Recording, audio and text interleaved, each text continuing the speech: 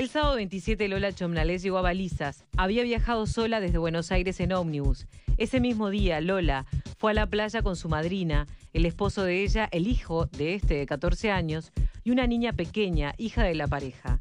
Después cenaron y Lola fue con el esposo de la madrina a un toque de tambores. También estuvo el hijo del marido de su madrina, que se fue un rato antes. Domingo 28 de diciembre, Lola Chomnales salió a caminar por la playa después de almorzar. Ese habría sido el momento de su desaparición. El lunes 29 comenzó una campaña en las redes sociales y los medios de comunicación para encontrarla. De ese día data la foto que circuló profusamente por todo Balizas, luego que sus familiares radicaran la denuncia en la policía local. Los padres de Lola viajaron a Uruguay y designan como su representante legal al abogado Jorge Barrera. El martes 30, la policía de Rocha comenzó la búsqueda, casa por casa y en camping de la zona y alrededores del balneario de Balizas. Y en horas de la tarde, un vecino ubicó el cuerpo de la joven, semienterrado en la arena y cerca del agua. Testigos informaron que ese domingo a la tarde vieron a la joven caminando sola por la playa. Otros declararon haberla visto acompañada por un hombre canoso. El primer testimonio dio pie a la primera hipótesis y por ello se detuvo a un hombre que fue dejado en libertad. Entonces se pasó a la hipótesis de que se trataba de un caso intrafamiliar y los ojos de la policía se posaron sobre el círculo íntimo de la joven, es decir, su madrina, el esposo de esta y el hijo. El último día del 2014, el esposo de la madrina de Lola quedó detenido e incomunicado. Se dijo que hubo contradicciones en las versiones del núcleo familiar. Ese mismo día, el padre de Lola Chomnales expresó ante los medios de prensa argentinos que desde hace un tiempo no confía en la pareja de la madrina de Lola, pero nadie le preguntó entonces cómo es que la dejaron viajar sola y quedarse en la casa de sus familiares. Finalmente la pareja fue dejada en libertad. Sin detenidos, sin sospechosos, la policía volvió a principio y registró la casa donde estuvo Lola y rastrearon el lugar donde apareció el cuerpo. Pero la escena del crimen, donde estuvo Lola, no había sido preservada.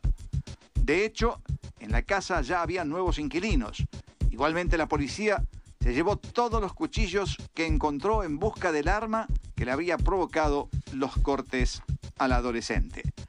Nada dio resultado y otra vez la investigación volvió a foja cero. También fue indagado un cuidacoches de Rivera, quien dijo que se había cruzado con Lola y a quien trató de venderle unas estampitas. Varias personas más pasaron por los juzgados y por los análisis de ADN que se compararon con muestras de sangre halladas en una mochila de la joven. Ninguno coincidió. La investigación continúa, pero el caso no parece tener una pronta resolución.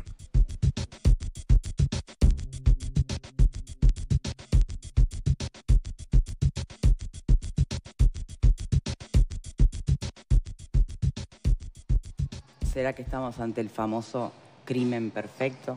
Nos están acompañando Juan Raúl William, abogado de la familia de Lola, Gustavo Álvarez, psicólogo forense. Gracias a los dos por venir aquí.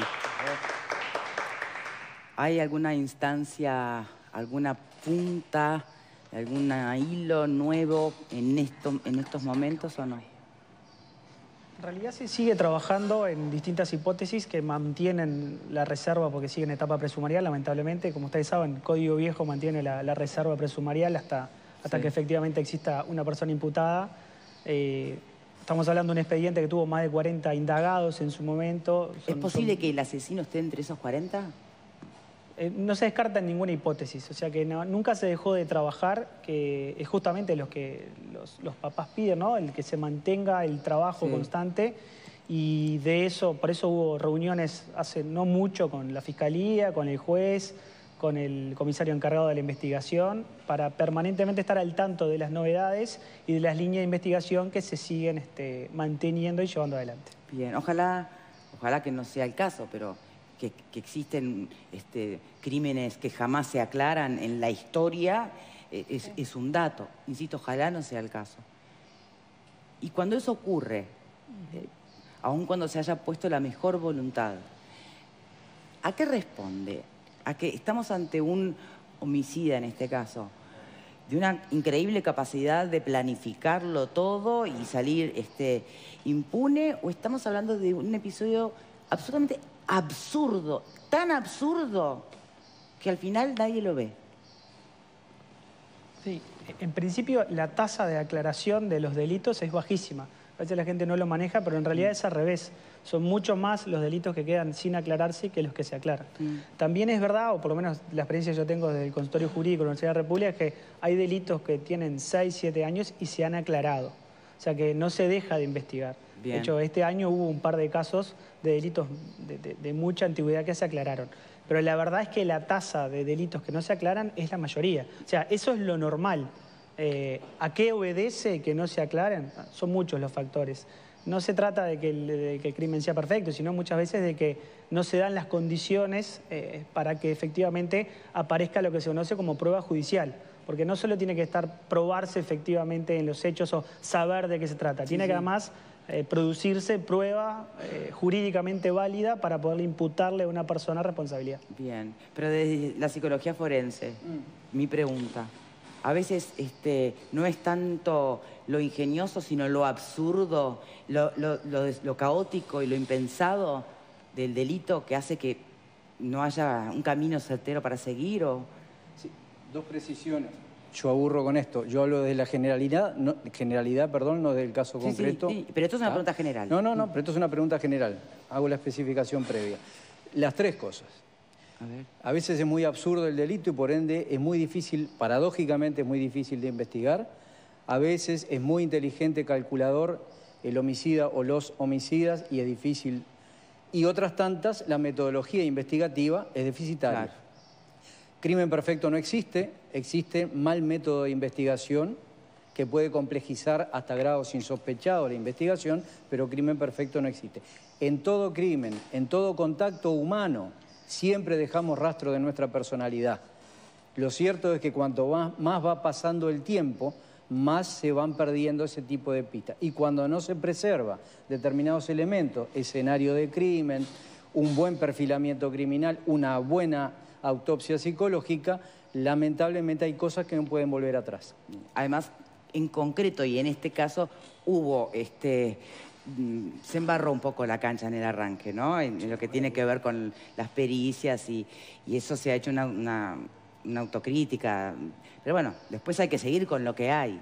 Y en este momento, quería preguntar una cosa, ¿no? Sí. En este momento, tantos años después y después de todo este camino transcurrido, de las 40 personas indagadas, etcétera, ¿cuál es la línea de investigación que se sigue? O sea, ¿qué es lo normal en un caso de estas características para que, como vos decías, no muera, siga estando ahí?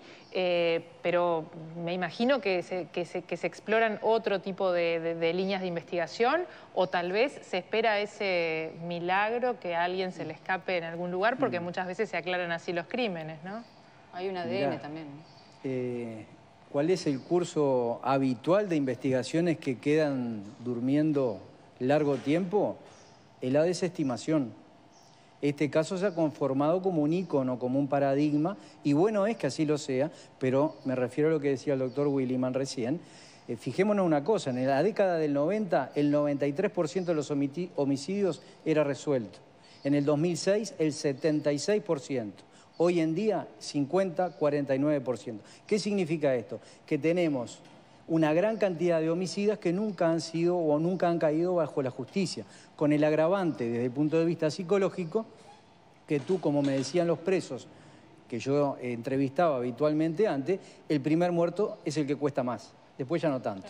No, pero por eso, ¿qué es la línea que se está siguiendo ahora? Eso vos tenés Bueno, no que está en presumaria, lo que no te puede decir. Sí le podemos decir que lo que hace, y lo hace bien la Fiscalía, junto con la Policía y el juez, porque como es código viejo, es el juez el que dirige la instrucción, es no descartar nada.